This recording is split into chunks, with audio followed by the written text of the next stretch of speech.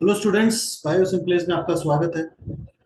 आज हम देखेंगे कि नीट एग्जाम क्या होता है, उसका एग्जाम पैटर्न क्या है और उसमें कैसे प्रिपरेशन करना चाहिए। ठीक है, तो ये तीन एस्पेक्ट्स पे हम बात करेंगे। तो नीट क्या है? NEET is national eligibility cum entrance test. National eligibility cum entrance test, ये एक नेशनल लेवल का एग्जाम है जो कि किया जाता है मेडिकल के प्रिपरेशन के लिए। मेडिकल के अंदर क्या आ गया? एमबीबीएस आ गया, बीडीएस आ गया, मतलब मेडिकल के जितने भी ब्रांचेस हैं उनके अंदर एडमिशन लेने के लिए आफ्टर ट्वेल्थ हम जो एग्जाम देते हैं अभी के टाइम पे, उसको नीट कहते हैं। पहले वो पीएमटी होता था, AIPMT, all India pre medical test. तो अब वो नहीं है, अब है नीट है हमारे पास। ठीक है, तो अब थोड़ा हम एग्जाम पैटर्न के बारे में समझ लेते हैं। तो जो नीट एग्जाम होता है वो बेसिकली 3 घंटा 20 मिनट का एक एग्जाम होता है। 3 घंटा 20 मिनट का, लगभग 200 मिनट हो गए। ठीक है, 200 मिनट का और 3 घंटा या 3 घंटा 20 मिनट का वो एग्जाम है। अब इस एग्जाम के अंदर 4 सेक्शन होते हैं: फिजिक्स, केमिस्ट्री, जोलॉजी और बॉटनी। फिजिक्स, केमिस्ट्री, जोलॉजी और बॉटनी। हर सेक्शन में 50 क्वेश्चंस होते हैं। हर सेक्शन में कितने क्वेश्चन है हमारे पास? 50 क्वेश्चन है, जिसमें से 45 अटेम्प्ट करने, मतलब 5 ऑप्शनल है, आप छोड़ सकते हो। तो 50 में से कोई भी 45 अटेम्प्ट करने। इसी तरीके से केमिस्ट्री में 50 क्वेश्चन है, जिसमें से सिर्फ 45 अटेम्प्ट करने।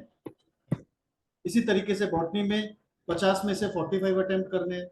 और जोलॉजी में भी 50 क्वेश्चन है, जिसमें से 45 अटेम्प्ट करने हैं। ठीक है, अब पूरा फिजिक्स कितने मार्क्स का हो गया? 180 मार्क्स का। इसी तरीके से केमिस्ट्री कितना है? 180 मार्क्स। बॉटनी कितना है? 180 मार्क्स। जोलॉजी कितना है? 180 मार्क्स। और इसी तरीके से टोटल कितना हो गया? 720 मार्क्स। तो टोटल नीट एग्जाम टोटल कितने मार्क्स का है? 720 मार्क्स का है, जिसमें टोटल 180 क्वेश्चंस होते हैं। 180, वैसे तो 200 क्वेश्चन है, लेकिन अटेम्प्ट कितने करने हैं? 180 ही करने हैं। 45 प्लस 45 प्लस 45 प्लस 45, इन चारों 45 का टोटल आ गया 180। ठीक है, एक क्वेश्चन जो है वो 4 मार्क्स का है। अगर आप सही करेंगे तो 4 मार्क्स मिलेंगे, और अगर गलत करेंगे तो 1 मार्क्स कट जाएगा, और नहीं अटेम्प्ट करेंगे तो 0 है, मतलब उसमें ना कोई कटेगा और 0 मिलेगा आपको। ठीक है, तो इस तरीके से टोटल कितने मार्क्स हो गए? हम टोटल कितने क्वेश्चन है? 180 क्वेश्चन है। तो 180 इंटू 4 इज इक्वल टू, क्योंकि 4 मार्क्स का एक क्वेश्चन है, टोटल क्वेश्चन है 180। तो 180 इंटू 4 इज इक्वल टू 720। कितना हो गया? 720 मार्क्स हो गया। 720, 720 नंबर का पेपर हो गया। ठीक है, तो ये चीज है इसके अंदर। तो ये था बेसिक एग्जाम पैटर्न। तो हर कितने हैं? 4 सेक्शन है, चारों सेक्शन में 45 क्वेश्चन अटेम्प्ट करने हैं 50 में से। पूरे सेक्शन का जो टोटल मार्क्स है दैट इज 180 180 180। हर को एक क्वेश्चन के लिए हमको 4 मार्क्स मिलेंगे, सही किया तो। गलत किया तो 1 मार्क्स कट जाएगा। और टोटल ड्यूरेशन कितना है हमारा? 3 hours 20 minutes। 3 घंटा 20 मिनट का पेपर है। तो टोटल मार्क्स कितने हो गए? 720। टोटल क्वेश्चन हो गए 180। अब आगे देखते हैं। अभी के हिसाब से, मतलब 2024 तक, आज ये जो मैं वीडियो बना रहा हूँ, ये मैं आज बना रहा हूँ 29 अप्रैल को बना रहा हूँ। 29 अप्रैल 2024 को वीडियो बना रहा हूँ। अभी जो मैंने गूगल पे सर्च किया है उसके अकॉर्डिंग ये डाटा है। पूरे इंडिया में एमबीबीएस की सीट कितनी है हमारे पास? Total India that is 1,66,333। 1,66,333 seats हैं, जिसमें से लगभग, ठीक है, जिसमें से लगभग गवर्नमेंट सीट्स है 55,648, और प्राइवेट एमबीबीएस सीट्स है 55,685, 50,685। तो इस तरीके से लगभग 50,000 अप्रोक्सीमेट प्राइवेट कॉलेजेस में एमबीबीएस आप कर सकते हैं, और लगभग 55,000 ऐसी सीट्स हैं जो कि गवर्नमेंट मेडिकल कॉलेजेस में आती है। गवर्नमेंट एमबीबीएस आप कर सकते हैं। तो ये हो गया थोड़ा सीट का अनुमान। ये थोड़ा सीट का अनुमान हो गया। ये कोई डाटा फिक्स नहीं है। कॉलेज खुलते हैं, नए खुलते हैं तो सीट्स बढ़ जाती है, कम तो नहीं हो रही, बढ़ ही रही है सीट्स। ठीक है, तो ये जो है ये एक डाटा जो आज की डेट तक मैंने जो मुझे मिला है उसके अकॉर्डिंग ये सीट का कैलकुलेशन है। अब आगे देखते हैं नीट एग्जाम के लिए प्रिपरेशन कैसे करना है। How to prepare for NEET. तो इसके प्रिपरेशन में हम दो एस्पेक्ट्स पे बात करेंगे, एक तो थ्योरी और एमसीक्यू, क्योंकि NEET is a totally MCQ exam है। ऑब्जेक्टिव बेस्ड क्वेश्चन होते हैं, ऑब्जेक्टिव क्वेश्चंस होते हैं। ऑब्जेक्टिव क्वेश्चन क्या होते हैं कि क्वेश्चन है, उसके चार ऑप्शन है, उसमें से कोई एक सही सिलेक्ट करना है। ठीक है, तो क्या है इसमें, इसको हम दो तरीके से समझेंगे, एक तो थ्योरी और दूसरा एमसीक्यू। क्योंकि जब आप थ्योरी अच्छे से पढ़ेंगे तो ही आप एमसीक्यू कर पाएंगे। मैं एक बायोलॉजी टीचर हूँ, तो खास करके मैं बायो की बात बताता हूँ। तो बायो में जितना अच्छा आप थ्योरी को समझ सकते हैं, उसको याद रख सकते हैं, उतना ही अच्छा आप एमसीक्यू अटेम्प्ट कर पाएंगे। फिजिक्स केमिस्ट्री का थोड़ा एस्पेक्ट अलग हो सकता है, लेकिन बायोलॉजी में यही होता है। तो बायो में सारा गेम थ्योरी का ही है, क्योंकि थ्योरी बेस्ड सब्जेक्ट है। यहाँ कुछ न्यूमेरिकल नहीं है, कुछ सॉल्व नहीं करना है, ना ही कुछ लॉजिकल है। यहाँ पे सिर्फ क्या है, पूरा एक थ्योरी सब्जेक्ट है जो आपको पढ़ना है, समझना है और याद करना है, याद करने वाला सब्जेक्ट है। ठीक है, तो सबसे पहले हम थ्योरी के बारे में बात करते हैं। तो थ्योरी में क्या है, कौन सी टेक्स्ट बुक हमको पढ़नी है, जो कि कंपल्सरीली हमको करनी ही करनी है। ठीक है, तो सबसे जो इंपॉर्टेंट है दैट इज एनसीईआरटी। एनसीईआरटी तो भैया ये कह लो कि नीट एग्जाम की बाइबल है, उससे ऊपर कुछ नहीं।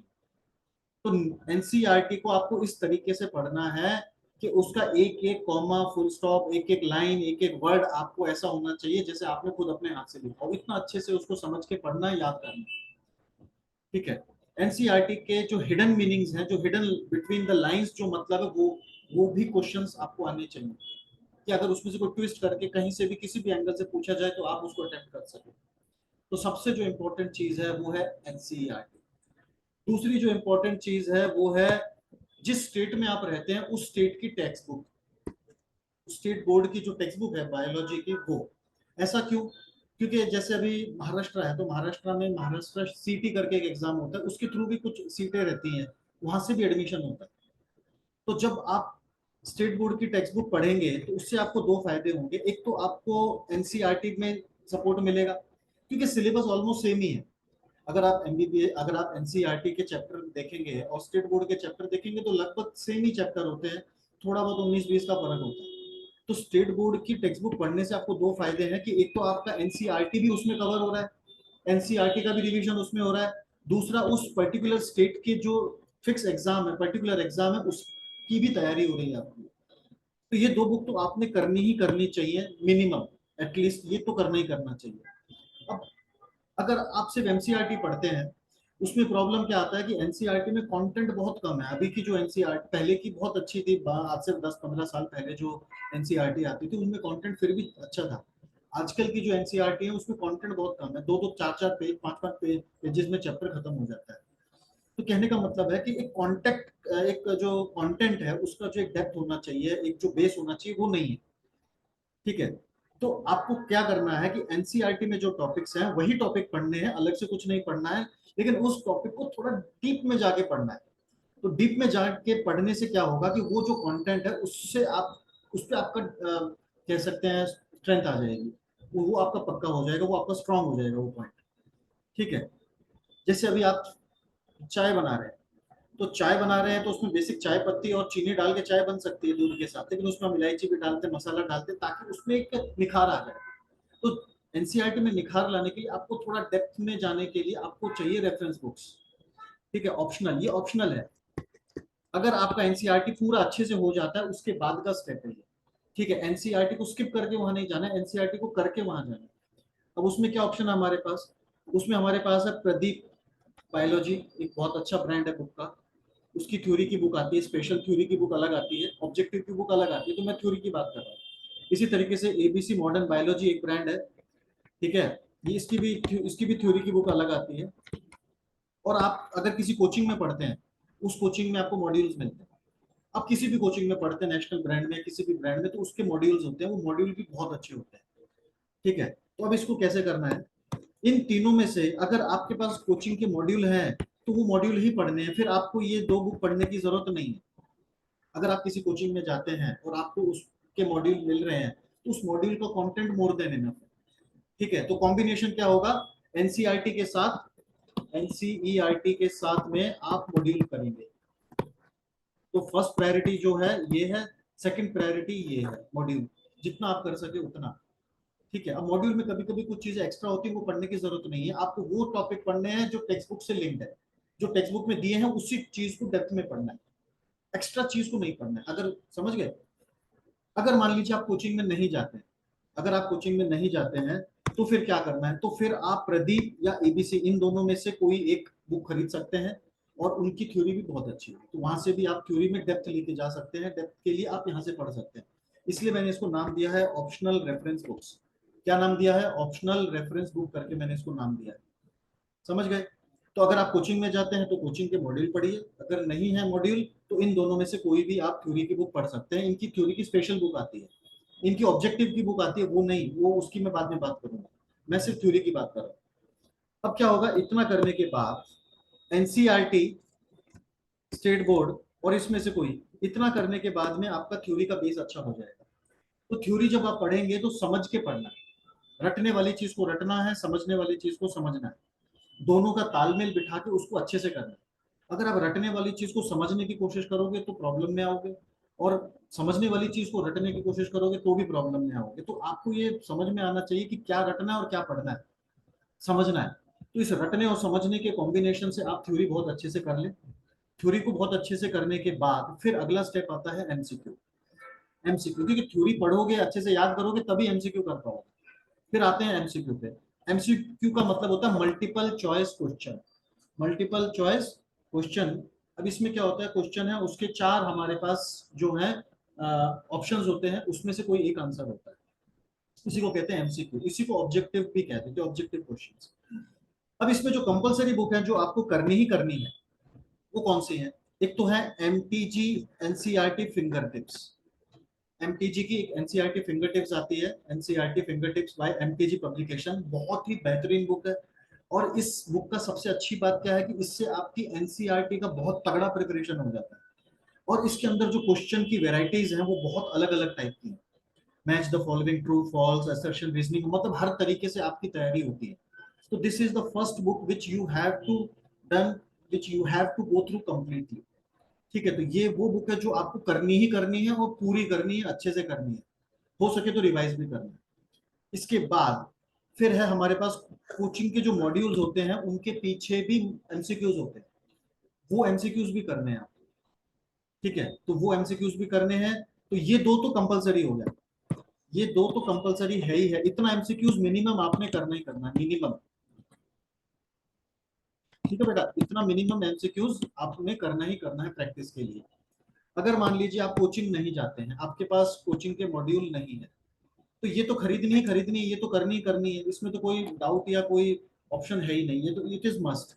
अगर आपके पास कोचिंग नहीं के मॉड्यूल नहीं है, उस कंडीशन में आप इन तीनों में से कोई भी एक बुक पढ़ सकते हो एमसीक्यू के लिए, कोई भी एक बुक। ठीक है, फिर वो ट्रूमेन्स ऑब्जेक्टिव बायोलॉजी हो सकती है, प्रदीप ऑब्जेक्टिव बायोलॉजी हो सकती है, एक जीआरबी ऑब्जेक्टिव बायोलॉजी आती है, ये भी बहुत अच्छी बुक है। इन तीनों में से कोई भी एक बुक आप एमसीक्यू प्रैक्टिस के लिए खरीद करके उसकी प्रैक्टिस कर सकते हो, अगर आपके पास कोचिंग के मॉड्यूल नहीं है तो। ठीक है, लेकिन इसमें जो सबसे फर्स्ट प्रायोरिटी है वो है एमटीजी की एनसीईआरटी फिंगर टिप्स।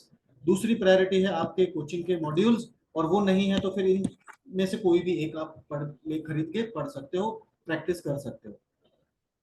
ठीक है, दूसरा, कम से कम 300 से 400 एमसीक्यू करने हैं आपको हर चैप्टर पे। अब मान लीजिए बायो में लगभग जूलॉजी बॉटनी के मिला के 35-36 चैप्टर होंगे। ठीक है, अभी जो नई एनसीईआरटी आई उसमें थोड़े कम हुए हैं, पहले की जो एनसीईआरटी थी उसमें 36 चैप्टर थे मिला के सब लगभग।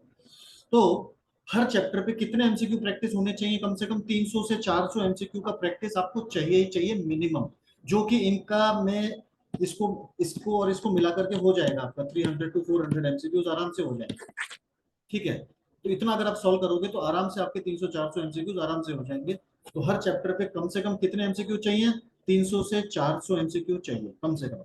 अब हो सकता है कोई चैप्टर छोटा है उसमें एमसीक्यू कम अवेलेबल है, तो जितने अवेलेबल है उतने कर लो।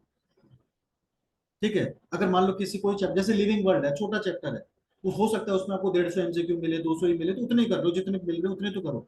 ठीक है, उसके बाद महीने में हर चैप्टर को, जो हो चुका है पहले हो चुका है, ठीक है, जो पहले हो चुके हैं ऐसे हर चैप्टर को आपको महीने में कम से कम एक बार रिवीजन जरूर करना है।